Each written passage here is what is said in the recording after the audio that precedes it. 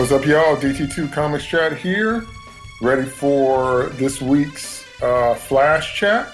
We're going to be talking about The Flash Season 6, Episode 5, Kiss Kiss, Breach Breach, okay? Now, this episode was a quiet game changer. There were quite a few things that happened in this episode that literally changed the game, and I don't know if we picked up on all of them or not. So I'm definitely going to be talking about that because this episode, even though it was Cisco-centric, it didn't really have Barry or Iris at all. I'll get to that in a minute. But actually a lot of things happened that really changed everything in Flash World in Arrowverse, okay? So one of the first things that happened that qualifies for what I'm talking about is the fact of not parallel universe or not alternate Earth versions of you, because we've seen that before. But the idea of what Echo was doing, because Echo kind of felt like a time remnant. I know he wasn't. He kind of felt like a Cisco time remnant. But the idea that Echo could swap lives out, that he could swap out one version of you for another, that completely changes the game. Oh my goodness, do you know why? Because that means many lives have already been swapped. And how do you know, how would you know in that kind of context if the person that you're dealing with is the original person or not? Let's say, for example, like Caitlin. What if Caitlin had swapped her life out? Remember, we saw a version of Caitlin during Flashpoint that had never met Team Flash and had become a pediatrician. And I had never known anything about her frost powers or metas or anything. She just dealt with kids. And so how do you know that real Caitlin didn't swap her life out with that Caitlin, or, you know, whatever you want to say? So since such a thing was possible, and since Echo had been doing it for a while, oh my goodness, do you see how many cans of worms that opens up if, if you can swap lives out with another version of you, and the people around you may not know, maybe only you would know. And just, oh man, so many different places that can go. Also, spoiler alert, but it shouldn't be a spoiler if you saw the episode, they killed Gypsy. I really did. I knew they were going to, but I really did not want them to, because I really felt like Cisco and Gypsy were really, quote unquote, the ones. Because how often as a metahuman would you find somebody whose powers matches yours and whose personality is a good fit for yours and all that? So it was just one of those things where if they had both just compromised a little, they could have made that work. But both of them kind of did a, you know, kind of drew a line in the sand and did a my way or the highway thing. And when you're balling like that, when you're breaking up, then sometimes that's a sign that maybe you should try to make this work. But, you know, they killed her, and they have, you know, a doppelganger of Cisco killed her. So it was brutal and a whole bunch of stuff and all that. And I know Cisco was talking at the end about, you know, maybe she prepared me for the Bob, but I don't believe that, because Cisco and Camilla are just kind of cute together, but they don't have that fire and that passion, and that they don't have what Cisco and Gypsy had. And so it's just another thing of, you know, making sure nobody in Arrowverse is ever really truly happy, but that they don't end up with the right person, which are so good for that. And Cisco and Gypsy together could have done more than either individually. You know what I mean? So, and Gypsy is alive. She's a character in Justice League, although I don't know about after New 52. I don't know what her state is after the New 52 or the rebirth thing. But she was alive. You know, she might be dead now. I'm not sure. I haven't caught up with all that stuff yet. But I just didn't feel like that was the way to go, you know, with Gypsy. Was such a good character. I was always hoping that at some point she would come back in the future and they would figure out a way to make that work. But not going to happen, so there you have it. Okay, let me read my first Flash Chat question. Question number 1. Something about creating an AI of your best friend to study his decision patterns feels weird at best. What do we think of the Barry, the BARI? It's an acronym for Barry Allen something, I forgot. But anyway, what do we think of that? Okay, so if you're watching me live on Facebook Live, you know, type in your answers underneath. I'm going to read some Twitter answers to that question. Okay, Polly P_Machor, M-A-C-H-O-R on Twitter says, I found it plain creepy. Who does that? Cisco has most confidence in this. Cisco has, I'm not sure what you're saying there. Cisco has to have confidence in it unless it was part of a vibes thing. And I'm going to say, who does do that? Because that's just bizarre. That's just bizarre. It's just so bizarre. Would you want that from your best friend? Do you want your best friend? I understand that Cisco was doing it because he wanted to be a good leader. He didn't want to let Barry, he didn't want to fail Team Flash and wanted to do what Barry would do in any given situation. I understand that, but still, going about it that way is a little obsessive. It's a little stalkery. Okay, Terrence Robinson, TJ Future CPA, or TJ Future CPA says, pretty unnecessary outside of the movie jokes. What does it know that Cisco hasn't picked up over time? And to that, I'm going to say there's quite a bit you might not know about someone else's thought process because you're always only familiar with the results. Which is very true. Just because you think you know someone or just because they have a tendency to act a certain way in certain situations doesn't mean you know what they're thinking. It doesn't mean you know everything that they think. And it doesn't mean, given a situation that you've never seen them in before, that you can automatically assume that you would know what they would do. I'll give you one of my favorite movie examples is, of course, Captain Kirk from Star Trek VI, The Undiscovered Country. Long story short, if you haven't seen the movie, it's the beginning of the peace negotiation in the Federation after a Klingon moon praxis explodes and puts their economy in danger. Captain Kirk hosts an ambassadorial envoy from the Klingons. They have dinner aboard the Enterprise. Later on that night, somebody fires on the Chancellor's ship, and it looks like it's the Enterprise, but it's not. But anyway, so the Klingon ship turns around, and they're about to fire on the Enterprise, and the camera zooms in on Kirk, and he says, "Signal our surrender." And Uhura goes, "Captain?" And Captain Kirk says, "We surrender." Because everybody would expect Captain Kirk to fight, and under most circumstances, he would fight. But he said he didn't want to be the architect of war on the eve of interstellar peace. So at a time when, Cowboy Kirk would normally be, pulling out his guns or whatever, he decided to surrender. And maybe nobody saw that coming, but that's my point about how you don't know what people would do in every given situation, in situations you haven't seen them in.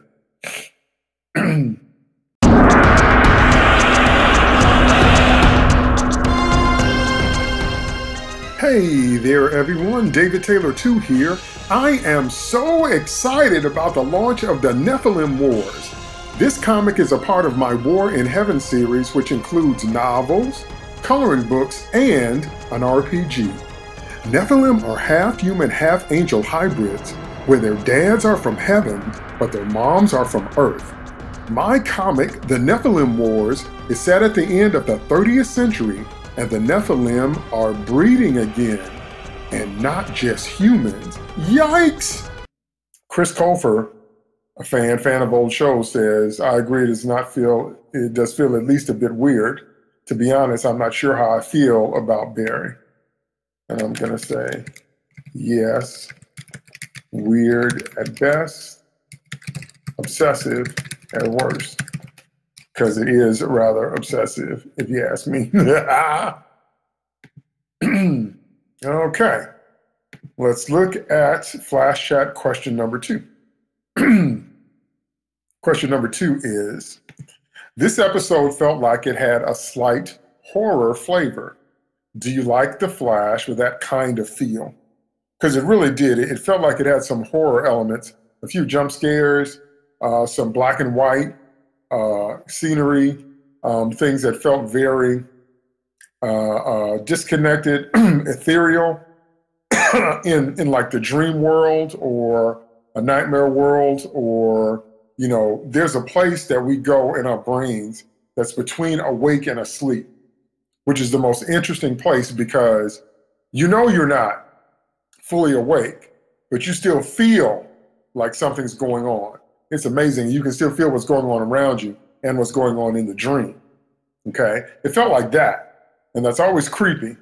So did you like The Flash like that, is my question. Let's Talk Shield says, yes, I think TV series should take more advantage of having a platform that allows them to go into many different subgenres on any given week. And I'm going to say that that's a very good answer and perspective. I feel, however, that it should be balanced because it's easy for a show to lose its way, to lose its way if it tries to be all things to all people. And we've seen plenty of shows go off the rails because we have. How many times have we seen a show, I won't say change its formula, but I will say go so far against its original premise until it's not the show that we started watching. I'm not talking about characters growing and changing and evolving and having an arc. That's what they're supposed to do. I'm talking about the feel of the show and the core of the characters and the whole premise, the whole idea. We get so far away from it until, see, now that's one of the things I felt like was a problem with The Gifted, because I love The Gifted. Oh my goodness, basically X-Men on TV, but you know, B-Team X-Men on TV, but it was great. But the problem that they had was they weren't quite sure what they wanted to be. Like, is it a chase story? Is it a story of another team trying to complete Professor Xavier's original dream by helping mutants? You know, what is it? Because, you know, was it another Professor X Magneto conflict just with different people in those slots or that kind of thing? And it got kind of murky towards the end. And that's one of the things that I think killed the show. Polly says, it was cool. I like the change of how things played out. I would rather have a creepy episode or a real mystery once in a while. However, I thought it was going to be more noirish. And I'm going to say to that, yes, that was my thought. Exactly. I thought the whole episode was going to be based in noir. That's what I was expecting. Because I was expecting that just based on the trailers, the previews. I thought the whole episode was going to be like more of a noir episode, which I thought was going to be really interesting to see, but it was just a few scenes. Mauricio in Realidad Nuoso says, for years I have complained that this series has run out of ideas, so any idea that can show something new in the narrative is welcome.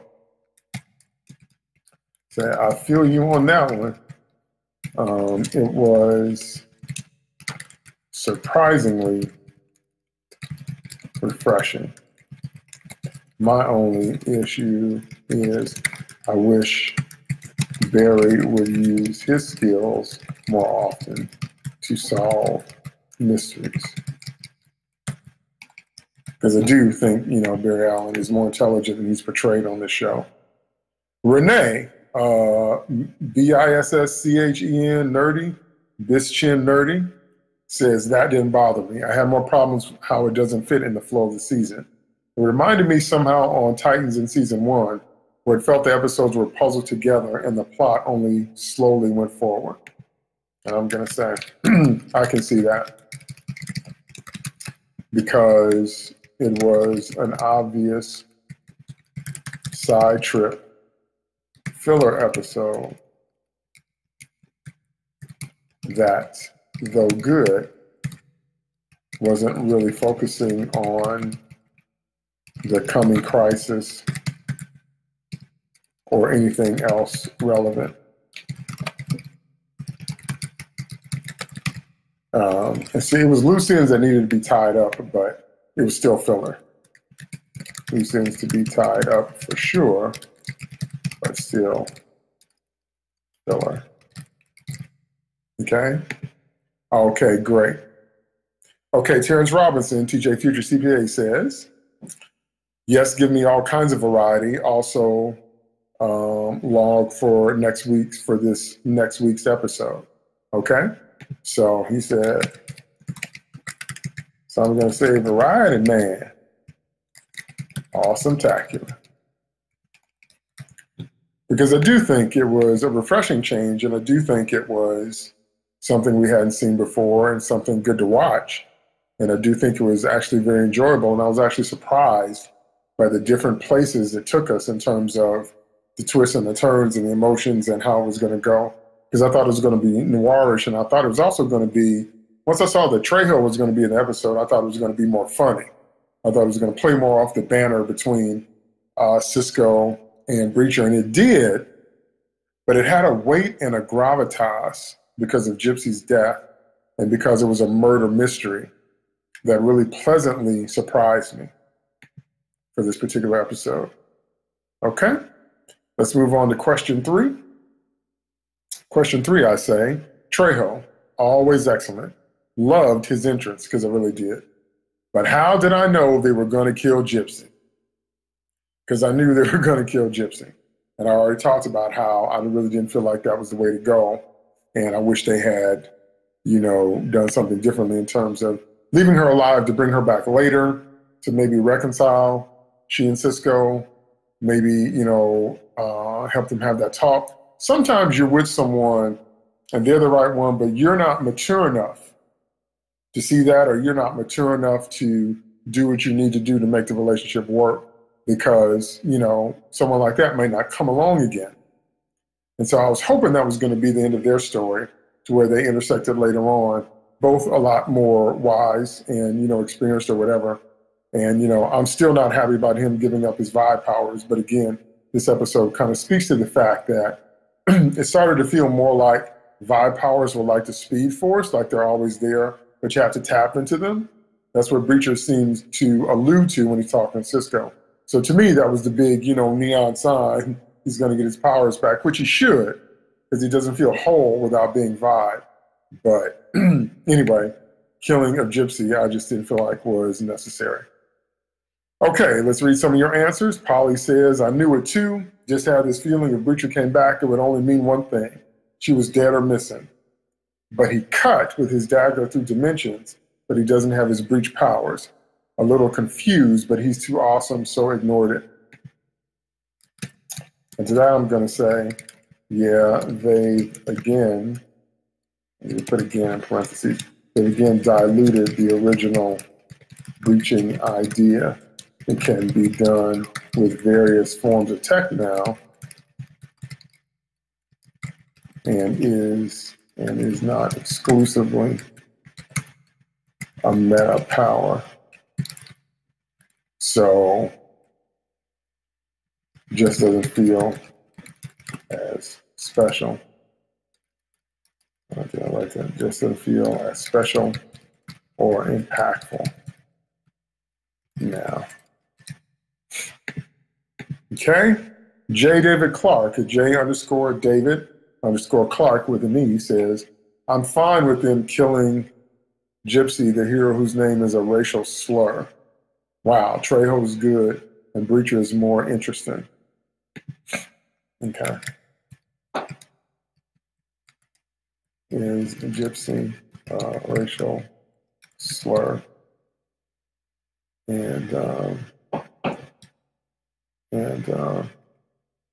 Trejo indeed is very good, and Breacher is definitely interesting.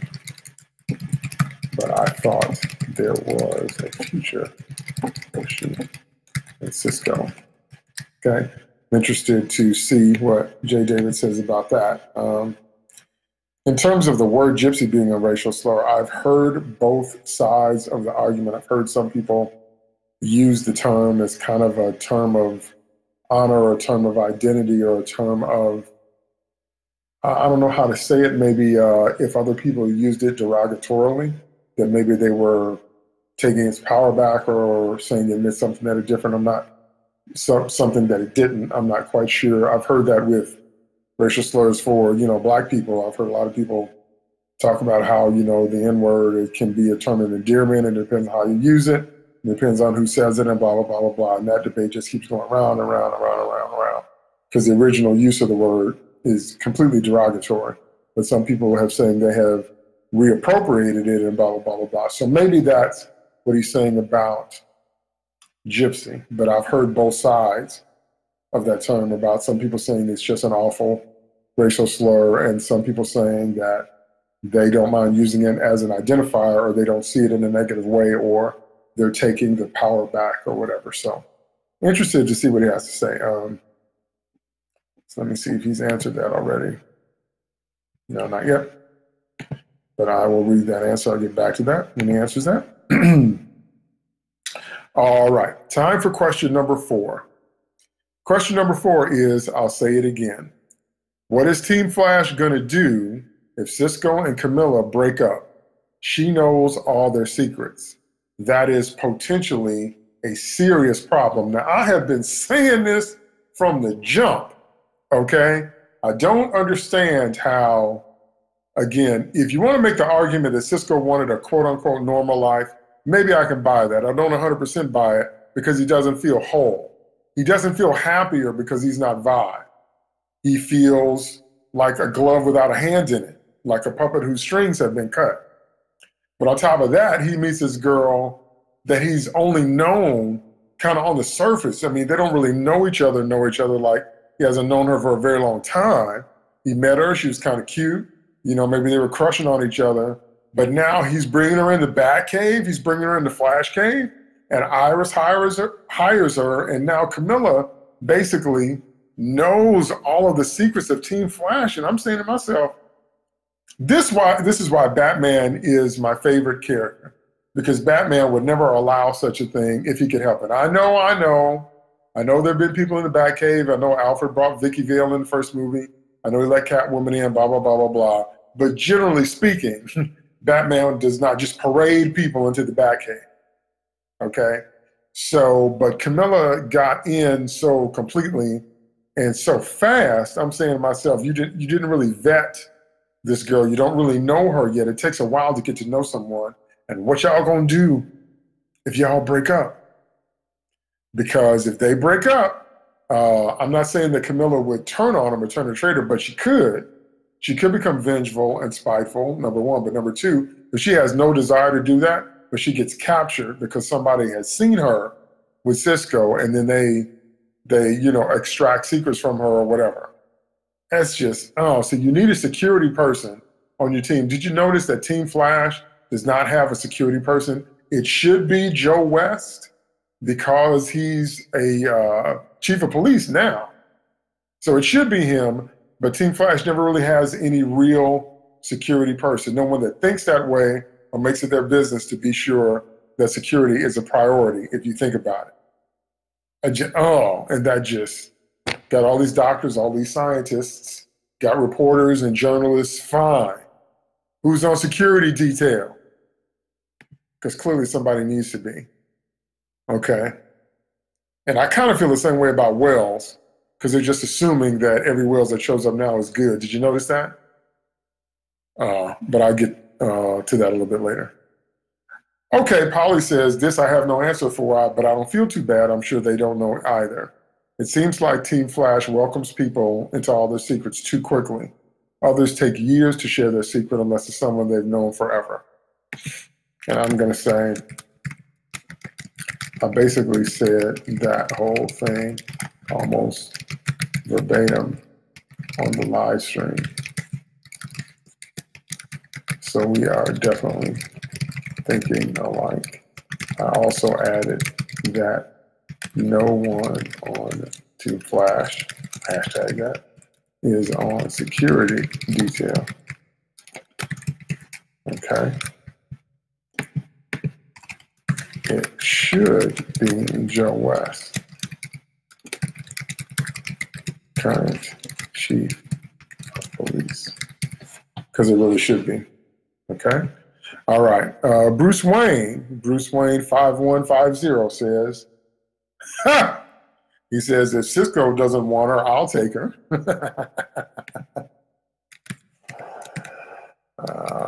Well, that's one answer. So, like, he's like, if Cisco and Camilla break up,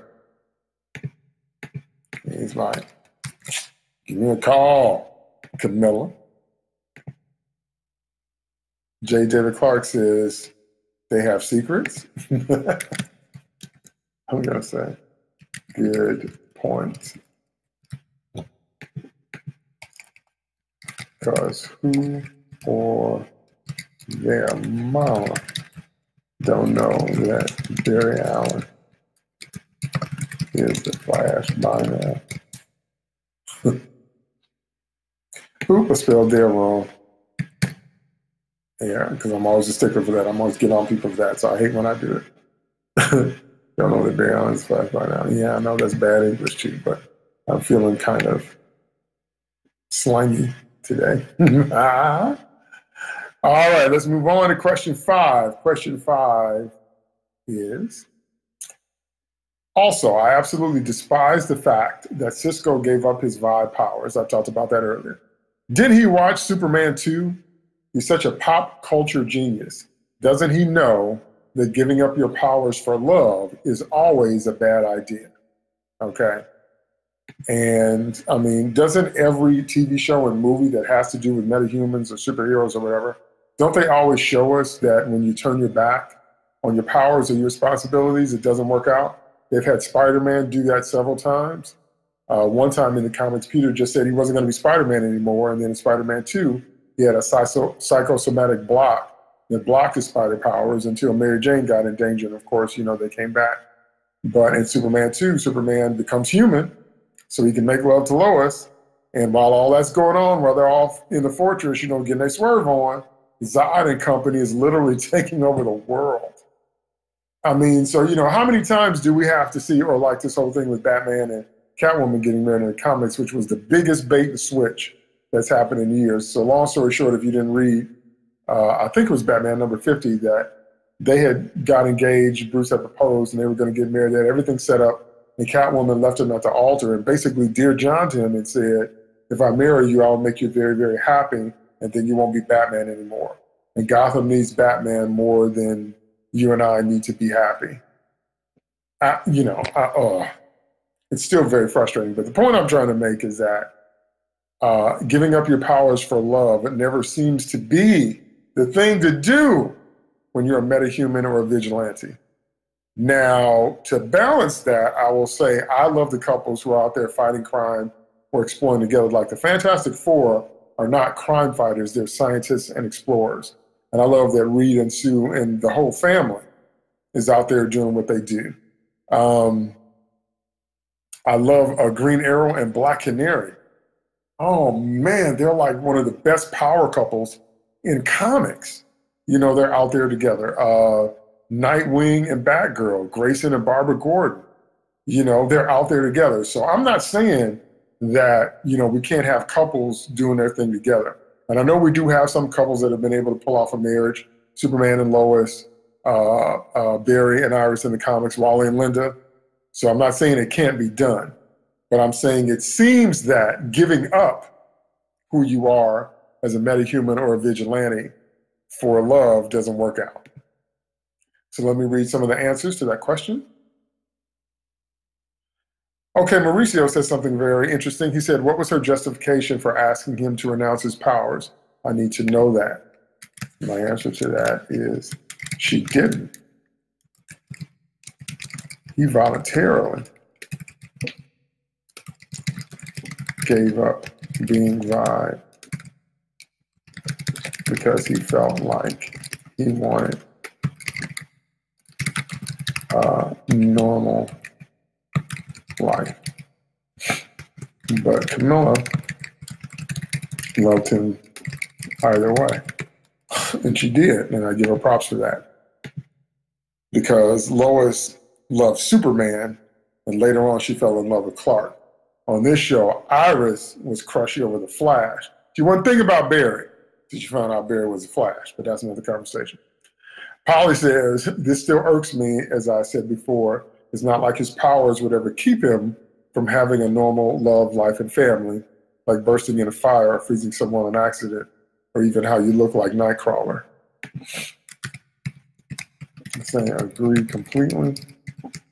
So many couples, powered and non-powered, on one person that make it work. And to that we will say what I just said: Superman and Lois, Oliver and Dinah, Reed and Sue, Wally and Linda, Jane and Joan,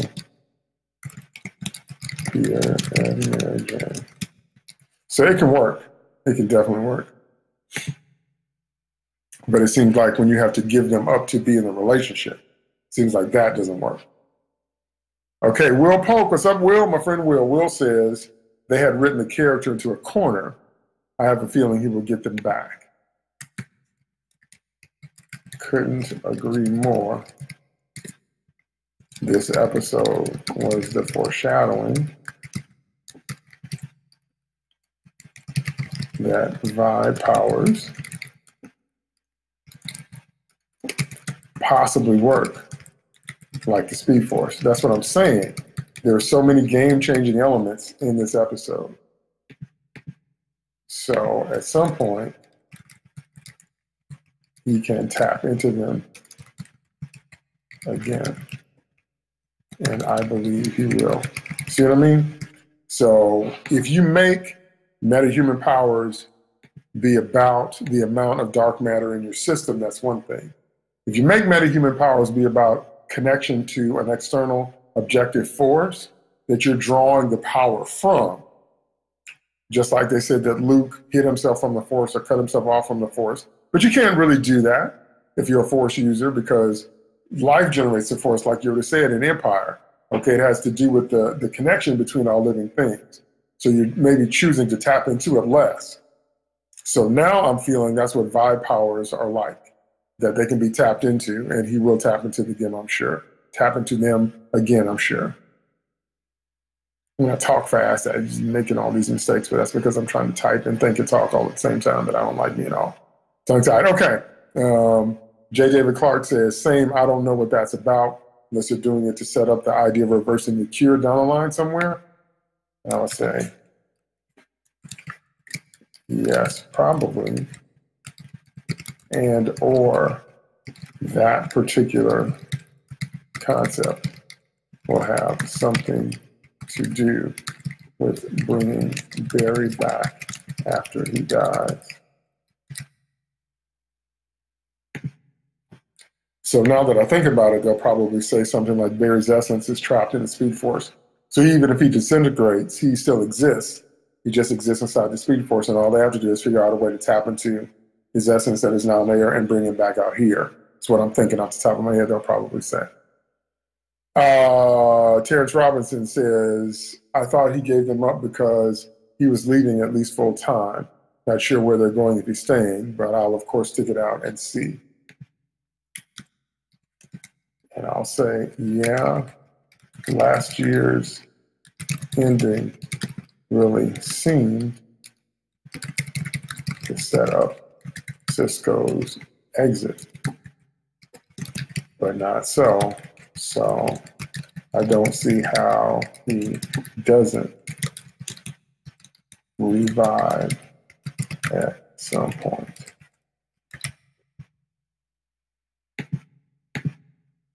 All righty. Move on to question 6. Question 6 is, now this is the Killer Frost I want to see. Someone that makes her own decisions and makes no apologies. I hope that Child Frost never comes back. Agree or disagree? That's pretty self-explanatory. This Killer Frost was on top of what she was doing.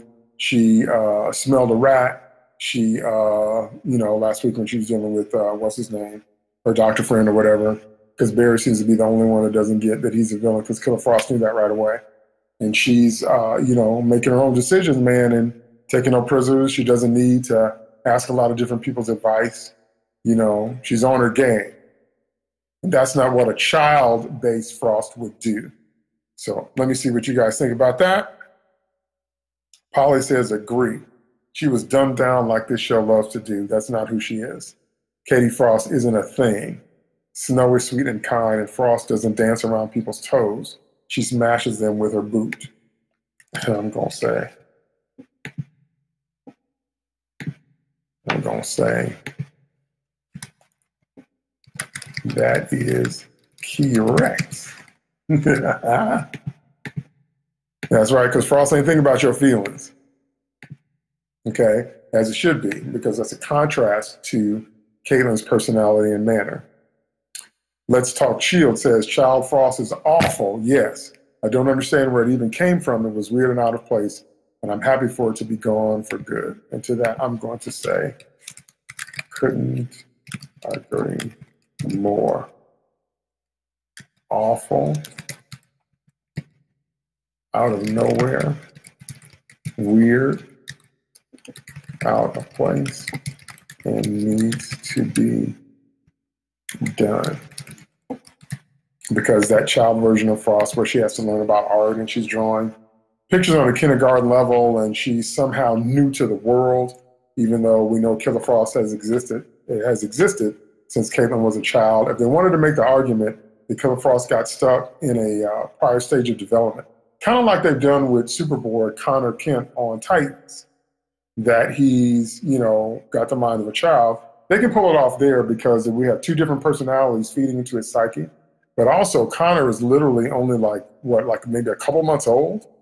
So it's more like Ripley in Alien Resurrection. He's like the only clone they made that made it. But he's not really that old. So he literally is new to the world, plus he has a conflicting psyche. So if they were going to do that, they should have set Killer Frost up for that from the beginning. But we know that's not who she is, and we know that she has Caitlin's knowledge. She keeps proving that she has access to her medical training and knowledge when she's frosted out. So trying to say that she's that and a child, I'm just not buying it. I just don't think they're pulling it off well. Okay, OD, which is OD0001, I feel like that's a board designation, says, I love her character and Gustin's Flash, but honestly, the show got so soapy in season 5, I just couldn't watch it anymore. And to that, I'm going to say, true, but it is a CW show. When have they ever not been soapy? Which is true. I blame Dawson's Creek. You know how I feel about that. Okay, I've never made any bones about that. Dawson's Creek was the show that said, established all the tropes that now dominate CW shows. So every show now, every superhero show is Dawson's Creek with superpowers. And it gets on my nerves. Joey, Dawson, Pacey, Lex, Lana, and Clark, Oliver, Felicity, and Dinah, or Laurel, or Black Siren, whatever, or her sister, blah, blah, blah, blah, blah. So I pass. Okay, question 7. Could you grieve with your current as they grieved over their ex? So this whole thing about Breacher telling Cisco that Gypsy died and then them having to call up the actual image of her death, I thought was very powerful and very painful. And I thought that both Trejo and Carlos played it extremely well because, man, you felt that pain. There was just such a heaviness and such a, just the normal stages of grief, anger, denial, all that. And they both played it so well because they're such great actors. And so they wrote Camilla to say, she's right there with him. She understands. She understands how much Cisco loved Gypsy and that she really meant something to him. And she was going to be supportive, which I thought was great. I mean, that makes her a great girlfriend. But I don't know if everyone could respond that way when you see someone that you currently love and you're currently with grieving over someone from their past. So let's see what y'all say. Sarah Holiday, what's up, Sarah? It's Holiday with 2 L's _SARA. Sarah says, I think so, as you said, Polly, really secure, but I don't have either. Someday I will, I hope. And by secure, you mean a secure romantic relationship, or security in yourself to not feel jealous of a past love, which is kind of a personal question, but we kind of went there. Polly says you will. Polly says yes, especially if I was really secure in a relationship, I definitely could. I remember my first boyfriend. I haven't talked to him in over 20 years, but if something happened, man, I would be sad. That first love is always the most special, even if it's not who you love. And I'm going to say, so very true. First love is once in a lifetime event. And it's, by definition, unrepeatable. First love is really something, because the rush of new love is something in itself. But the first time you feel it when you're young, it's probably the most overwhelming thing you could be in, and it can very easily begin to dominate your life when you fall in love for the first time. It's really something. Okay. Question 8. The Nash-Wells-Joe West bonding, it was just to reveal that Joe knows about the monitor.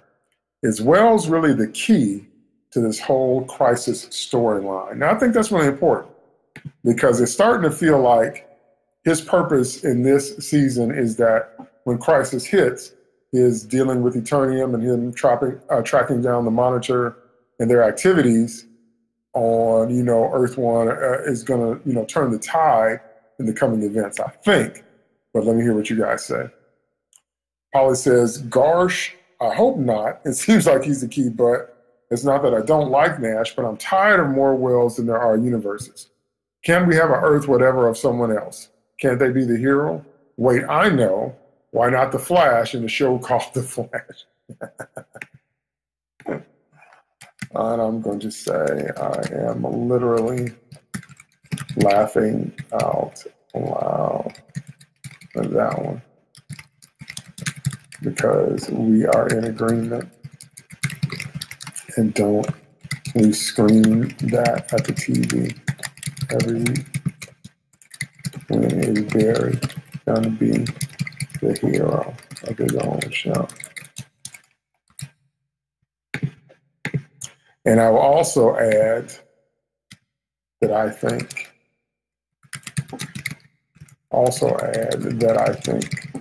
that the multiple Wells idea is way past its prime. It's been played out, and it needs to be retired, because it really does. Because we don't need a new Wells every year. We just don't. It was funny, maybe, but see, what should have happened was Harry from Earth 2, Jesse Quick's father, should have gotten his genius back, because what Marlize told him was that it would cure him, and it didn't. He didn't get smart again, which really bothered me. But he should have got his genius back, and he should have stayed, and he should have been the replacement for the original Wells, which was Thawne Wells. Still the best version, Eobard Thawne, but he's a villain. So if we need a Wells, if we need another science guy on the team, it should have been Harry. And, we didn't need HR, maybe they needed one to die, okay, but still. I don't know. So question 9, yet another episode of The Flash without the Flash in it. Do you like these very less episodes? My answer to that is no, I don't. What's the point of having a show called The Flash if we're never going to see the Flash being front and center, or him being the star and or the hero of his own show is the exception and not the rule, because we have 12 cast members. We got to give everybody a storyline, and everybody's got to have screen time. So Team Iris is off, which is Iris and Camilla and Allegra, sometimes Cecile, and then Joe and Cecile sometimes have their own thing, and then Ralph And sometimes Ralph, Caitlin, and Cisco, and then Barry and Iris. And, I wanted to see the Flash. That's what the show's supposed to be about. The one team I did like was, of course, a Flashpoint / Elseworlds team. But the best side team we've seen was the West, was Iris and Wally. That was something else. They should have stayed with that idea. All the good ideas, man, it's like they throw them out. Like they put them up there and they're great. They're like, nah, we're not going to continue with that. They should have kept Wally on the show with Iris, and they had a crime-fighting team of their own. Even if it didn't show up every week, even if Wally only came to town, came to Central City like once a month, and they did that, that still would have been fun to watch because that was a great combo. But all this other stuff, like when Ralph had the episode with his mom, I just fast-forwarded through those parts because I'm not interested. No, I'm not speaking against the actor or elongated man or whatever. I'm not trying to disparage the character or the actor. I'm not interested in seeing his relationship with his mother on a show about the Flash. Just not. Okay? Brennan, which is Seth9, S-E-P-H-N-I-N-E, says, they're a bit hit or miss to me. I already feel sometimes like we don't get a lot of Flash action on the Flash show, depending on the episodes. But this one was good, more fun than when he was in jail. And I'm going to say, oh, Lord, don't remind me about the jail episodes. They were trying to turn Barry into Oliver all the more. And I really hated them because I did. Now, I know Barry got arrested and went to jail in the comics. He actually murdered Thawne in the comics and blah, blah, blah. I know that. So I know that storyline is somewhat comics accurate. But that still doesn't mean I have to like it. And it still doesn't mean I like the way they did it on the show. Because those jail episodes were hard to watch. It's just so, I know they had power dampeners and everything, but still. It's just so, I don't know what the word is, humiliating, not necessarily emasculating, but just belittling to the character, to have the fastest man alive who can vibrate, his molecules through solid steel and solid brick in jail. I know they had power dampeners. I just couldn't with that.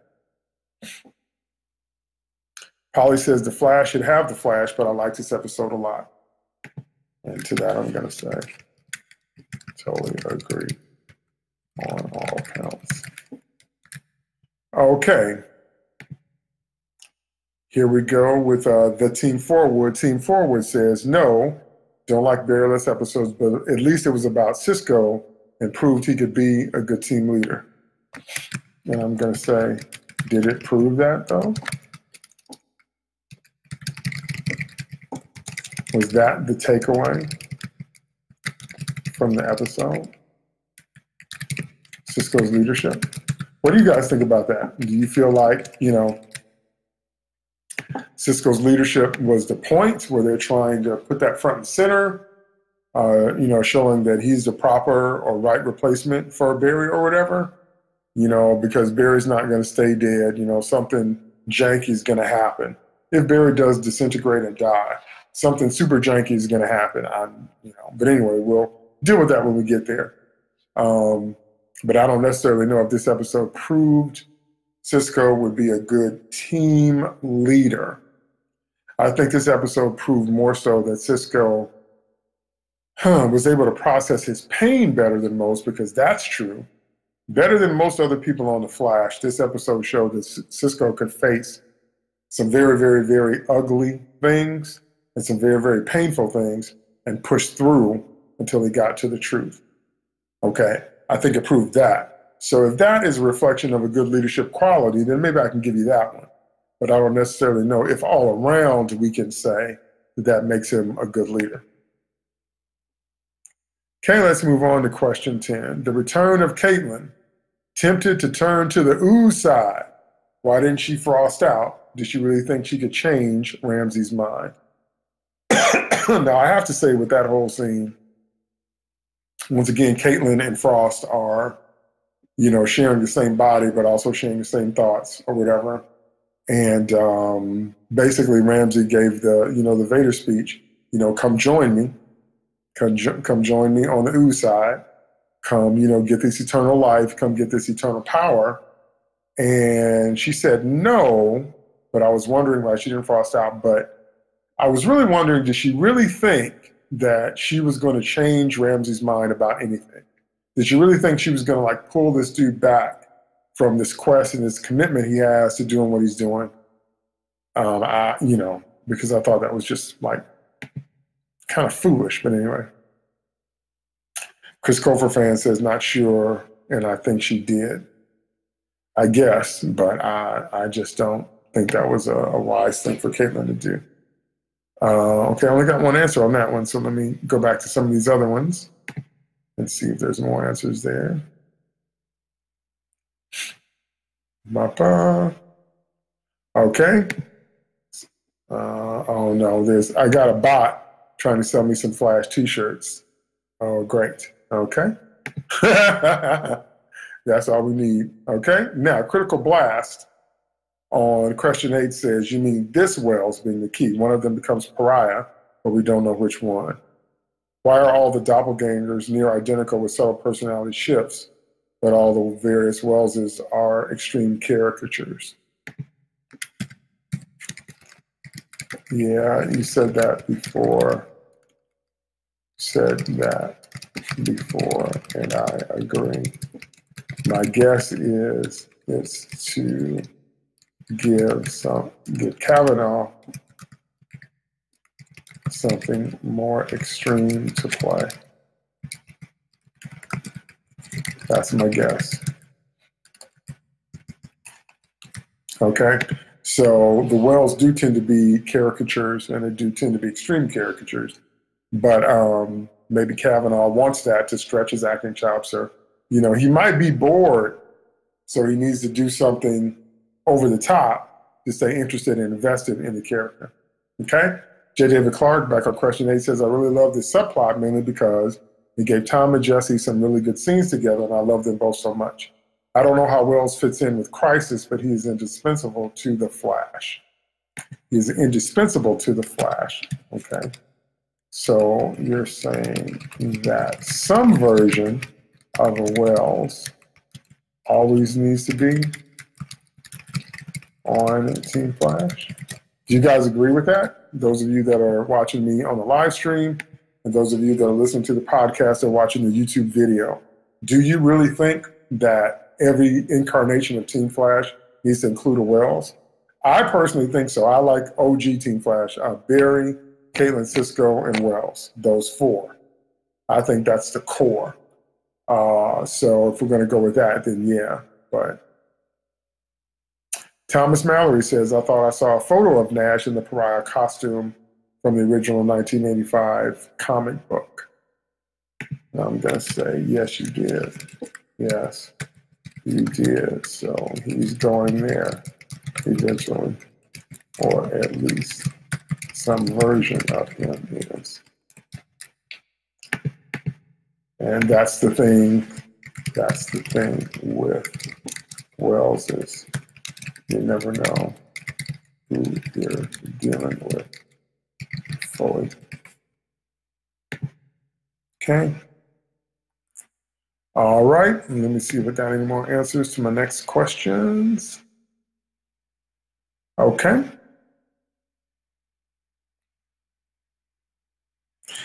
Question 11. So Echo is like a dimensional vibe remnant, like Savitar was Barry's time remnant, sort of.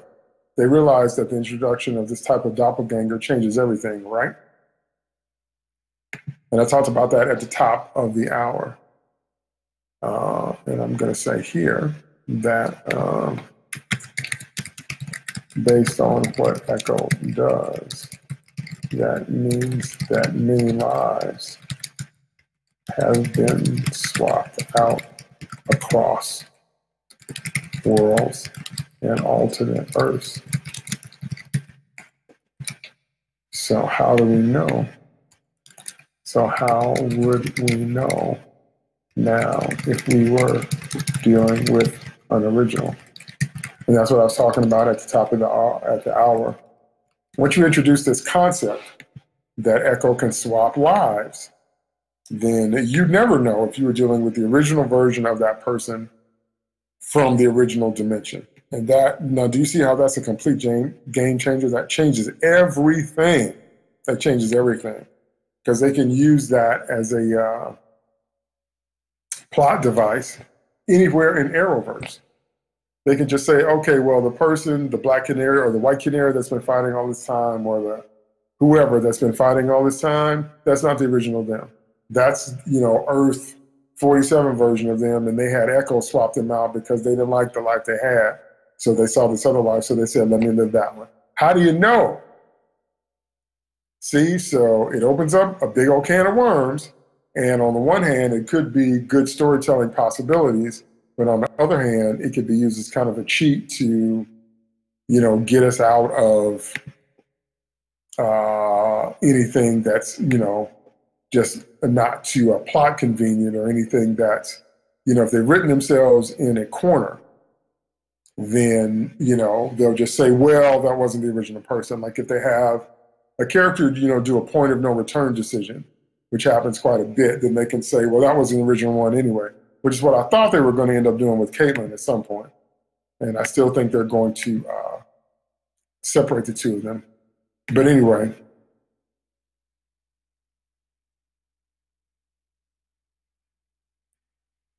Okay.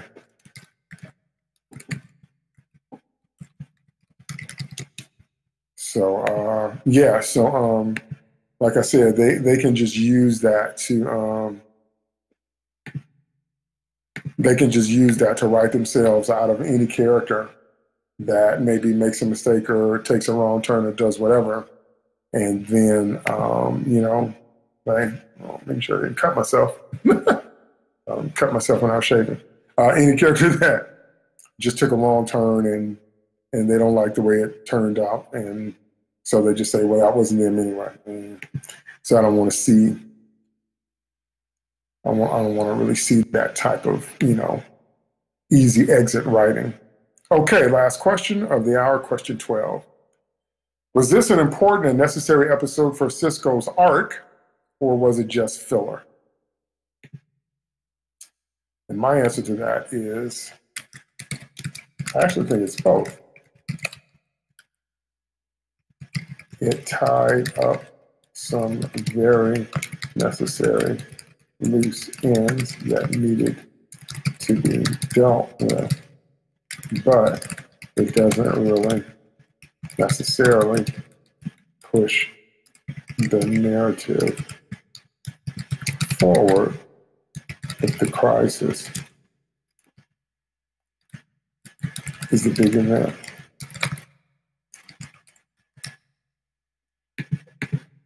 Unless they're going to use these events. So they might just use these events in crisis, as I've talked about all hour, to be the solution to what happens to Barry or what happens during the crisis. I kind of have a feeling they will. So, okay. Okay, back on question 11. Mauricio says, the fact could give way to several sinister twins of all the characters, and not only of this series, but unfortunately I do not know if the scriptwriters would take advantage of it. And I'm going to say, that's the thing. It's a good plot twist, or it becomes an easy writing cheat if overused. Because it is a cheat, and I definitely don't want them to overuse it. Okay?